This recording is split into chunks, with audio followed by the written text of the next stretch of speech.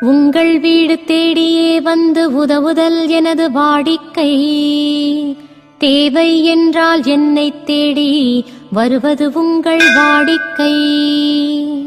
கணக்கின்றி உனக்கு வேண்டியதெல்லாம் செய்வது எனது வேடிக்கை. என்னிடம் வந்து கணக்கு பார்த்து செய்வது உனக்கு வேடிக்கை. உனக்குள்ளே நான் இருப்பதை உணர்ந்தால் உன்னை நீ தாழ்த்திட மாட்டாய்.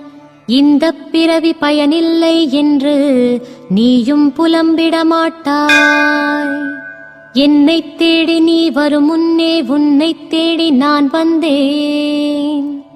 வேண்டுதலை நீ தொடங்கும் முன்னே வேண்டியதெல்லாம் நான் தந்தேன்.